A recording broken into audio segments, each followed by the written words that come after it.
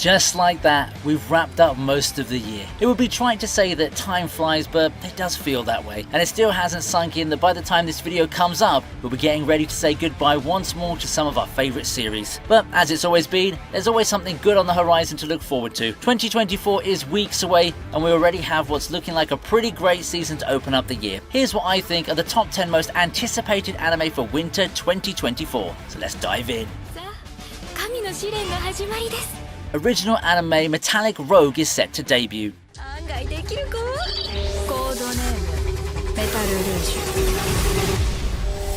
Studio Bones is set to celebrate its 25th anniversary next year, so what better way to commemorate such a momentous occasion for the studio responsible for bringing us a lot of our favourites than with a new original anime. Metallic Rogue, as of the time of writing, is still an anime shrouded in mystery. However, the anticipation's there, with it being a really cool take on the sci-fi genre, integrating what seems to be magical girl elements into a sci-fi setting that reminds people of Axel World or Tiger and Bunny, if you've been around long enough to know those two shows. With more Symphogear looming in the horizon, looks like the magical girl sci-fi subgenre is pushing for a comeback. Have you checked the trailer for Metallic Rogue yet? It's pretty cool, and I do like the atmosphere it evokes with a unique musical accompaniment. With a pretty neat setting and some popular voice actors leading the charge, Studio Bones looks to open 2024 with a bang.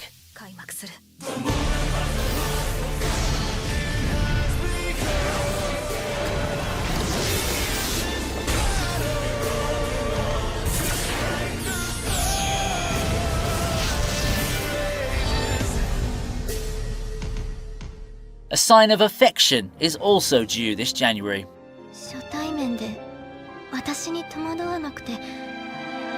Now, if you prefer something a little bit more down to earth and sweet, A Sign of Affection is shaping up to be this winter's comfort anime. It tells the story of a hearing impaired protagonist and how her otherwise lonely world brightens upon meeting the one person who accepts her and understands her. It's a really touching romance manga that's been deserving of an adaptation for so long, and I'm glad that we're finally going to see it. As someone who's read some of the source material, I'd say that it's super easy to get invested on some of the characters and root for them. A Sign of Affection is a light-hearted romance that ought to touch the hearts of anyone planning to watch it. We all need that temporary reprieve from the harshness of the world, and this upcoming anime ought to give us some hope and comfort when we need it the most.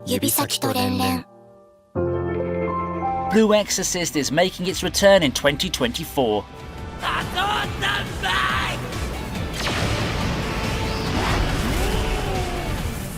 Blue Exorcist in 2024?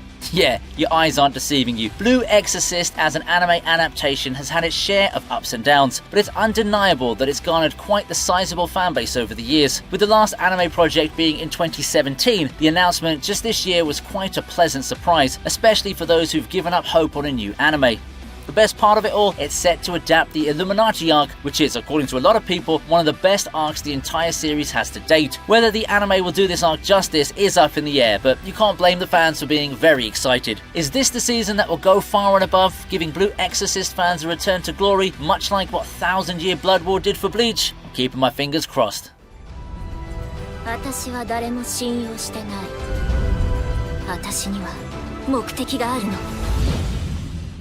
Next up is Sengoku Yoko.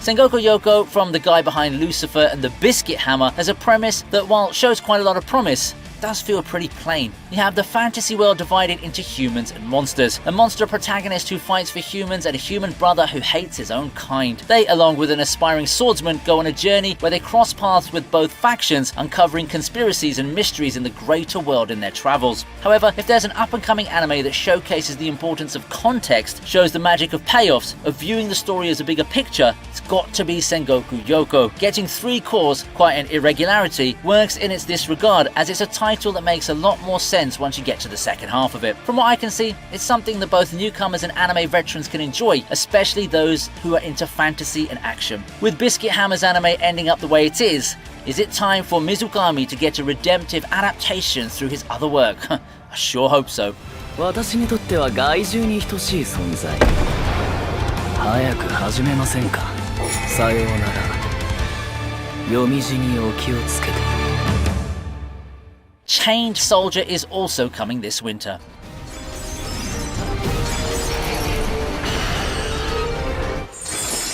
Right after Sengoku Yoko, we have another upcoming title from another renowned author. This time, it's the Akame ga Kill creator's time to shine with his new title that feels eerily similar to the previous series, but with the degree of fan service pushed into overdrive. Chained Soldier tells of a Japan ravaged by entrances to the otherworldly dimension Mato. Standing in the way of monsters from said dimension are members of the all-female anti-demon corps. It's an encounter with a commander from said group that kickstarts our protagonist Yuki's story. After being saved by Kyoka, who recognizes his potential, he agrees to join the anti-demon corps as her slave. Truly not the most flattering of positions, is it? But what if Yuki actually enjoys it? Fan service galore, high-octane action, harem elements, and a fantasy setting. It sounds like a callback to those 2010s titles like High School DxD. However, things have changed, and Chained Soldier goes even deeper into the degenerative elements, all while providing us a plethora of amazing fights. I mean that unironically, as the action sequences can be really engaging and full of strategy, something to look out for at the start of the year.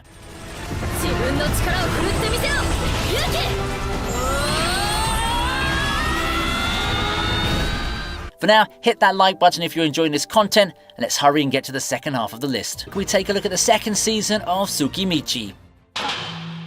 やってきました異世界の世直し道中早いくつき I've always been pretty high on Tsukimichi. Season 1 had me in stitches. Blatantly a parody of isekai as a genre, you immediately know what they are and come in with appropriate expectations of what you're going to be seeing. It still doesn't make it any less funny when the execution just hits the right spots. For Tsukimichi, that largely has to do with the super fun ensemble of characters we're introduced to. There's never a dull moment with Makoto and the rest of the party in tow. They sure kept us waiting with the new season, however. Announced as far back as 2021, we really had to wait over 2 years to see the continuation of this fun adventure. I think that as long as the anime team remains consistent with what made season 1 work, this second season should be great. I've always compared this title to Konosuba, so I think it's interesting to note that we'll be getting Tsukimichi season 2 with Konosuba season 3 right around the corner. 月が導く異世界道中第2幕 Delicious in Dungeon is up next. 方には感心せんの。できたぞ。私にもちょうだい。おいしい。 This isn't my first encounter with Delicious in Dungeon, and it's not much of a surprise to see this get an adaptation. It was a rather popular manga a couple of years back, and it's not hard to see why. It's a title that disguises itself as a typical sword and sorcery manga before incorporating the light-hearted parody elements aimed at the concept of monster eating. The monster eating to get stronger concept is something we've seen in a lot of isekai and fantasy stories, but Delicious in Dungeon takes it up a notch, using it as a backdrop for very compelling adventures inside the dungeon, leading to it making quite a name for itself back in the day. There's comedy, engaging interactions, and most importantly, really creative monster dishes at every turn. It's got a little of everything, from light-hearted moments to sincere, wholesome moments of character growth. Don't let the plain promotional art or the simple synopsis get to you. Delicious in Dungeon is a far better series than any promo material can make it out to be, and it's something you have to read or watch to truly experience it in full. 俺たちは一度空腹でレッドドラゴンに負けたんだ。同じ鉄は踏まない。だろ? Had enough of Mashle? Well, here's the second season on its way. 行こう俺からすれば貴様は二流だと言っているんだ This was one quick sequel announcement. I think it's more appropriate to call this Mashle Season 1 Part 2. It's obviously a second core disguised as a second season, but you know, semantics aside, and more importantly, what that means is that we'll be getting another 12 episodes of this enjoyable parody. I'm not gonna lie, Mashle on paper isn't anything too special. The thing looks like a parody of media franchises like One Punch Man, Black Clover, and Harry Potter, but everything put together just works. It's entertaining, the characters are a quirky and fun bunch, and the plot, while simple, has some shining moments of drama with a handful of stakes. If you enjoyed Mashle's first season, then you're definitely going to want to check this one out. If you haven't seen it yet and are looking for some meta humor and some over-the-top fights to keep yourself entertained, you might want to take a shot at Mashle. お父様ついに見つけましたなくし物をそうか。ついに。Classroom of Elite continues its role with the third season. お前たちは評価ゼロのクズというわけだ。 Delays won't stop the inevitable, and winter 2024 is where we'll finally get to see the conclusion of Classroom of the Elite's first year set of light novels. We've come a pretty long way from people wishing for a sequel after season 1 to hitting a major milestone in the anime adaptation. And if the light novels are any indication, we'll be seeing a lot of even more intense character drama and mental battles for the 3rd season. Expulsion is right around the corner, and it comes with high tension and the most climactic battle Ayana Koji has to face. All I'm going to say is that fans of Honami will also have a lot to look forward to for this 3rd season. Now, the question remains if we'll be getting a full season and an anime adaptation of Year 2. For now though, let's enjoy the ride as it hopefully finishes strong.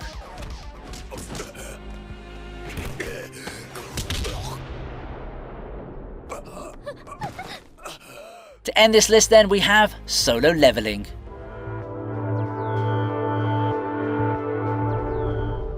It seems like only yesterday when anime communities got hyped to high heavens with the announcement that Solo Leveling is finally getting an anime. Now at the tail end of 2023, not only do we have an anime on its way, we're getting a live action project. Everything's riding the wave of Solo Leveling hype, and it's primed to take the world by storm when the calendar rolls around to 2024. People have long been enthralled by the dark action tale of the weakest hunter who rises up the ranks and goes from weakest to strongest. Fighting monsters and becoming stronger is a tried and tested formula for an underdog story.